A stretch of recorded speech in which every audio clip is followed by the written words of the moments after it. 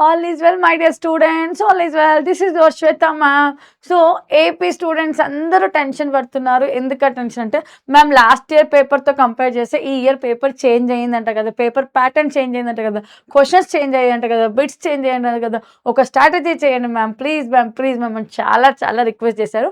ఈ స్ట్రాటజీ మీ గురించే నాన్న. ఇంకా ఏ డౌట్ ఉన్నా కూడా జస్ట్ కామెంట్ చేయండి. మీ డౌట్ అనేది నేనైతే క్లారిఫై చేయడానికి రెడీగా ఉన్నాను.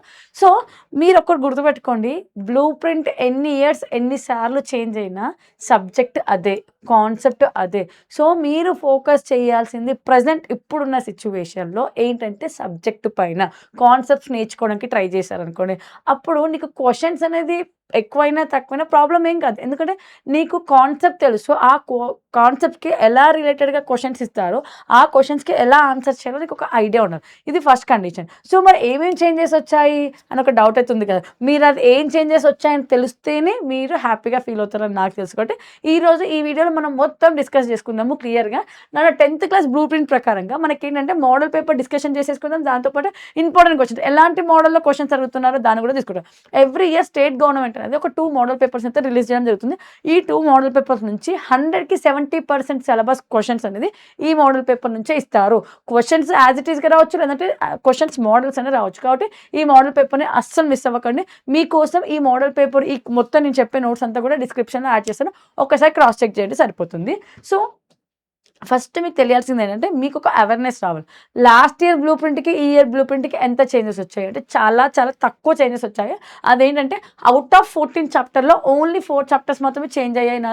That is polynomial, pair of linear equation, area related to circle and surface area value. So పాలినామియల్లో ఏంటంటే 1 మార్క్ డిలీట్ చేసేసారు, ఓకేనా. సో ఉన్న ఒక 1 మార్క్ని డిలీట్ చేసేసారు. అండ్ పేర్ ఆఫ్ లీనియర్ ఈక్వేషన్లో 2 మార్క్స్ని యాడ్ చేశారు ఎక్స్ట్రా. అంటే ఉన్న టోటల్ మార్క్స్కి 2 మార్క్స్ ఇంక ఎక్స్ట్రా యాడ్ చేశారు. అంటే నీకు ఏమొచ్చినట్టు ఇక్కడ అని అంటే 2 మార్క్స్ క్వశ్చన్ అనేది యాడ్ అయింది. So area related to circle చూసుకుంటే 1 మార్క్ క్వశ్చన్ అనేది ఏం చేశారు, యాడ్ చేశారు. 1 మార్క్ అంటే సో వెరీ షార్ట్ అనేది యాడ్ చేయడం జరిగింది. దాంతోపాటు సర్ఫేస్ ఏరియా వాల్యూమ్లో 2 మార్క్స్ అంటే వెరీ షార్ట్ ఆన్సర్స్ అయితే డిలీట్ చేసేసి 8 మార్క్స్ అయితే యాడ్ చేయడం జరిగింది. అసలు ఎన్ని సెక్షన్లో ఎన్ని ఉంటాయి, ఎన్ని మార్క్స్ ఉంటాయని ఒక డౌట్ ఉంటుంది కదా. ఇందులో ఇంతే చేంజెస్ జరిగాయి, ఇంకా ఏం జరగలేదు, యాజ్ ఇట్ ఈస్గా ఉంది. ఒక పేపర్ ప్యాటర్న్ అంటే సెక్షన్లో ఎన్ని క్వశ్చన్స్ ఇస్తాయంటే టోటల్గా మనకు 4 సెక్షన్స్ ఉంటాయన్న.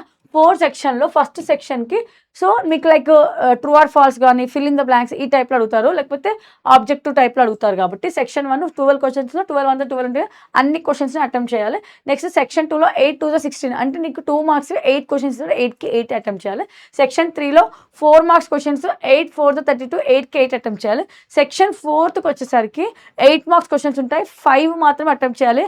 5 మాత్రమే అంటుందంటే ఖచ్చితంగా ఇక్కడ ఇంటర్నల్ చాయిస్ అనేది అయితే ఉంటుంది నాన్న. ఈ ఇంటర్నల్ చాయిస్ నీకు ఇక్కడ ఎలా యూజ్ అవుతుంది అంటే నీకు ఇక్కడ ఏమిస్తారు, AB అని ఇస్తారు. సో నువ్వు ఏదో ఒకటి 1 మాత్రమే సెలెక్ట్ చేసుకోవాల్సి ఉంటుంది. అలా ఇంటర్నల్ చాయిస్లో నువ్వు మొత్తము 5 అంటే 5 to 10 క్వశ్చన్స్ ఇస్తే 5 మాత్రమే రాస్తారు. ఎవ్రీ బిట్కి ఒక క్వశ్చన్ అటెంప్ట్ చేయాలి. నీకు వచ్చిన 5 రాయొద్దు, ప్రతి బిట్లో ఒక్కొక్క క్వశ్చన్ అటెంప్ట్ చేస్తూ 5 బిట్లో 5 క్వశ్చన్స్ అయితే అటెంప్ట్ చేయవలసి ఉంటుంది. ఇలా అయిపోయిన తర్వాత మరి చేంజెస్ గురించి మాట్లాడుకుంటే నీకు ఇక్కడ ఇంతకుముందు ఒక విషయం చెప్పాను. ఏమని చెప్పాను, సర్ఫేస్ ఏరియా వాల్యూమ్లో 8 మార్క్స్ క్వశ్చన్ యాడ్ చేస్తారని చెప్పేసి.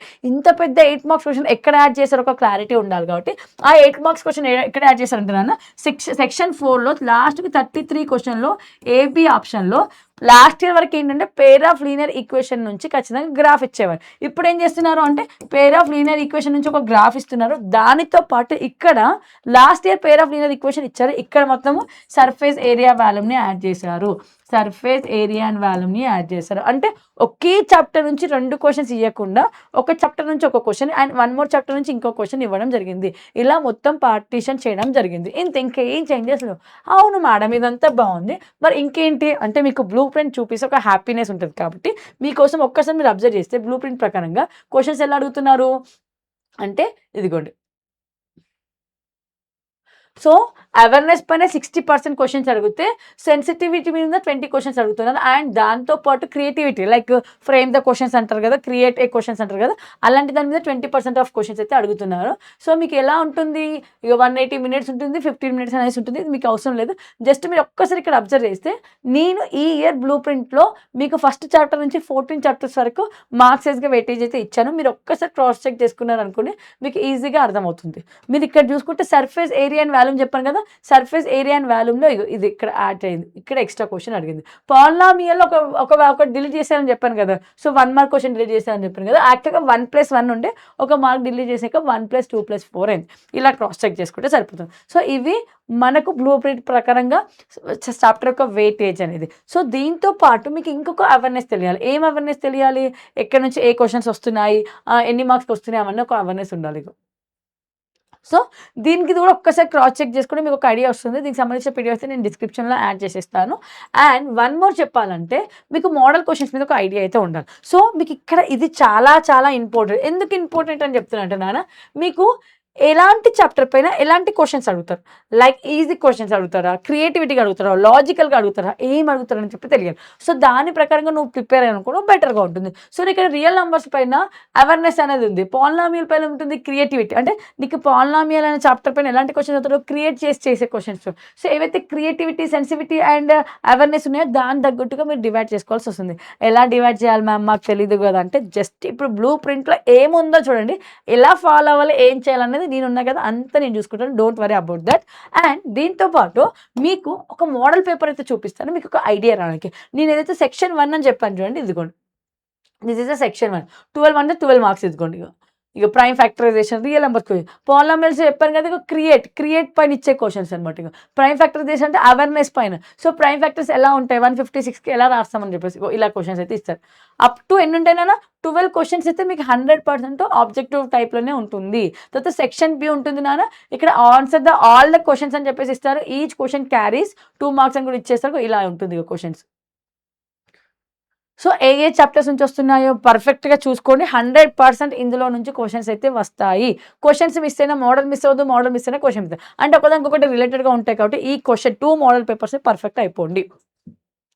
సో దీంతో పాటు ఇక సెక్షన్ 3, మీకు సెక్షన్ 3 చెప్పాను కదా, ఇదిగో సెక్షన్ 3.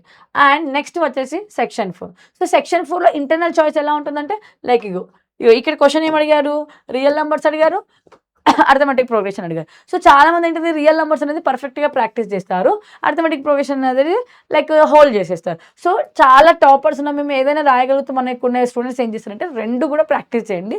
సో మేడం మాకు కొంచెం భయం వేస్తుందంటే రియల్ నెంబర్స్ పర్ఫెక్ట్గా ప్రాక్టీస్ చేయండి సరిపోతుంది. రియల్ నెంబర్స్లో ఓన్లీ లిమిటెడ్ క్వశ్చన్స్ ఉన్నాయి, ఆ లిమిటెడ్ క్వశ్చన్స్ కూడా ఏమున్నాయని నేను చెప్తాను, మీరు టెన్షన్ పడే అవసరం లేదు. ఓకేనా, చలో డన్. నెక్స్ట్ మీరు ఒక్కసారి అబ్జర్వ్ చేసేస్తే ఇదిగోండి 33 క్వశ్చన్ అని చెప్పాను కదా, 33 క్వశ్చన్ ఏం చెప్పాను, పెయిర్ ఆఫ్ లీనియర్ ఈక్వేషన్ నుంచి ఒక క్వశ్చన్ అడుగుతారని చెప్పాను కదా. దాంతోపాటు నెక్స్ట్ క్వశ్చన్ ఎక్కడి నుంచి అడిగారు, surface area and volume. Last year 8 marks question లేదు, ఈ ఇయర్ సర్ఫేస్ ఏరియా వాల్యూమ్ నుంచి అయితే ఒక క్వశ్చన్ అడిగారు. మరి ఏది చదివితే better ma'am, pair of linear equation లేకపోతే సర్ఫేస్ ఏరియా వాల్యూమ్ అంటే, max to max pair of linear equation అనేది చాలా ఈజీ, అందులో కూడా లిమిటెడ్ క్వశ్చన్స్ ఉంటాయి. సర్ఫేస్ ఏరియా వాల్యూమ్ అని చదవద్దని నేను చెప్పట్లేదు, బట్ మీకు ఏంటంటే hard work before smart work చేయడం వల్ల ఏమవుతుంటే మీకు ఒక మీ మైండ్ అనేది ఓకే రిలాక్స్ అనేది ఒకటి చెప్తుంది. సో మీ మైండ్ రిలాక్స్ అయింది అనుకో, ఆటోమేటిక్గా ఒక అవేర్నెస్ వస్తుంది, ఓకే ఇలాగే చదవాలి, ఇంత చదవాలి అనేది. సో హార్డ్ వర్క్ ఎప్పుడైనా కూడా ఎలా ఉండాలంటే, నువ్వు స్ట్రెస్ అయ్యేలా ఉండొద్దు, జస్ట్ ఓకే ఐ కెన్ అనే ఫీలింగ్ వచ్చేలా ఉండాలి. కాబట్టి నీ గురించి ఇలా చెప్తున్నాను, సో జస్ట్ ఫాలో అయిపో సరిపోతుంది. మరి ఇదంతా బాగానే ఉంది అక్క, హ్యాపీ. ఇంకొక మోడల్ పేపర్ నాన్న, ఇంకొక మోడల్ పేపర్లో క్వశ్చన్స్ ఇవ్వాలి ఎలా అడుగుతున్నారు ఇగో, చలో ఓకే నాన్న.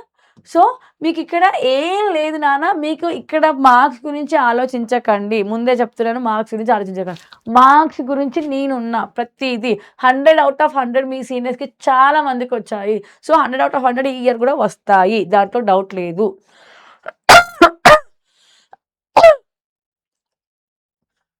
ఓకేనా, జస్ట్ మమ్మల్ని ఫాలో అయిపోండి సరిపోతుంది. దీనికి సంబంధించిన పీడిఎఫ్ అనేది డిస్క్రిప్షన్లో యాడ్ చేసేస్తున్నాను, ఇంకెవరికైనా డౌట్ ఉంటే ఒకసారి క్రాస్ చెక్ చేసుకుంటే సరిపోతుంది. సో నీకు సెల్ఫ్గా ప్రిపేర్ అవ్వడానికి ఏమైనా లిటిల్ బిట్ కొంచెం కష్టం అవ్వచ్చు, కాబట్టి నీ కోసం మన ఖడ్గం బ్యాచ్ అయితే ఉంది. ఖడ్గం బ్యాచ్లో ఎన్రోల్ అయ్యావనుకో, నువ్వు ఎలా చదవాలి, ఎలా చదివితే మార్క్స్ స్కోరింగ్ అవుతుంది, మార్క్స్తో పాటు కాన్సెప్ట్ ఎలా నేర్చుకోవాలి, ప్రతిదీ డీటెయిల్గా ఎక్స్ప్లెయిన్ చేయడానికి అయితే ఖడ్గం బ్యాచ్ ఉంది. కాబట్టి ఇప్పటికే చాలామంది స్టూడెంట్స్ ఆల్రెడీ ఎన్రోల్ అయిపోయారు, వాళ్ళ క్లాసెస్ వింటున్నారు, చాలా సాటిస్ఫై అవుతున్నారు.